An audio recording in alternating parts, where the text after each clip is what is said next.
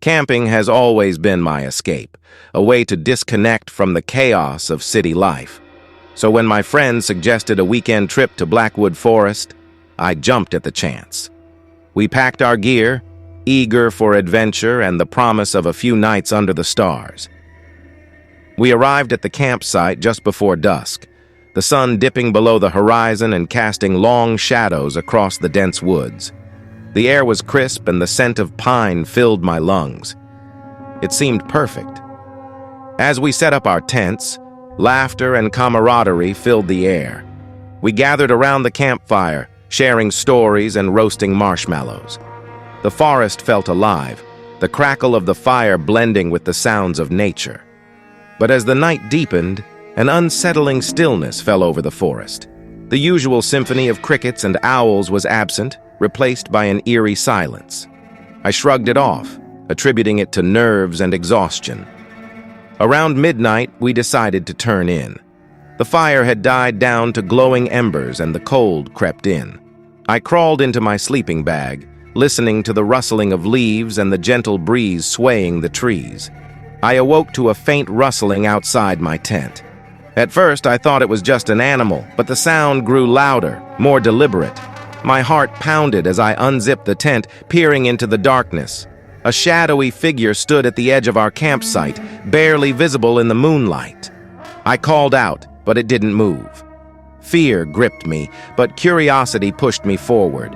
I grabbed my flashlight and stepped out, the beam cutting through the thick night air.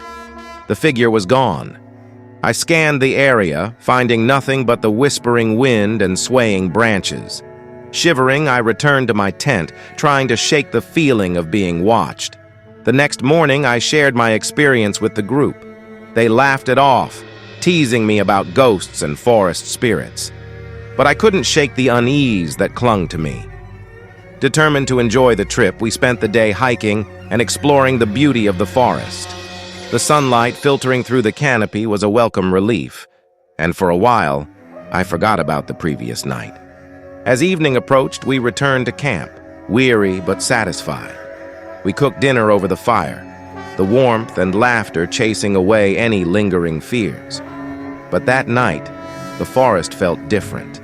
The silence was oppressive, the darkness thicker, as if the trees themselves were closing in.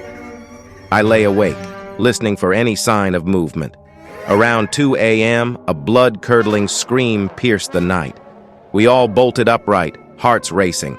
It sounded close, too close. Grabbing a flashlight, we stumbled out of our tents, adrenaline fueling our steps. The forest was alive with movement, shadows flitting between the trees.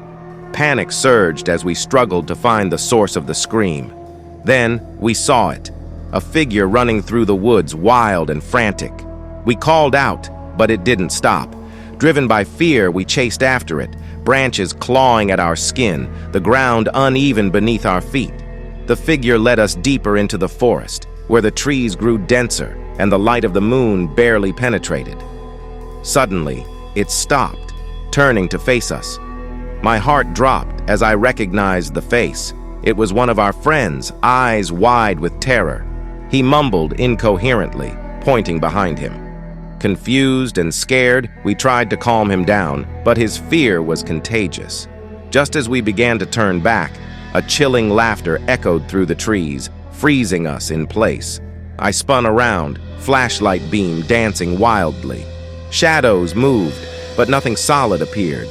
The laughter continued, distorted and menacing, surrounding us. In a frenzy, we grabbed our friend and ran, desperation driving us back toward camp. The forest seemed alive, branches reaching out, roots tripping us. The laughter followed, relentless. We burst into the clearing, collapsing by the dying embers of the fire. Our friend was trembling, eyes unfocused.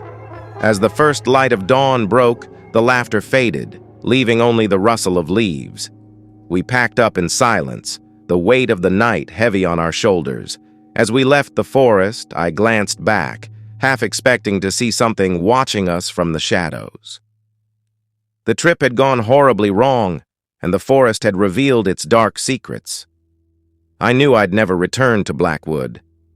but the memory of that night would haunt me forever.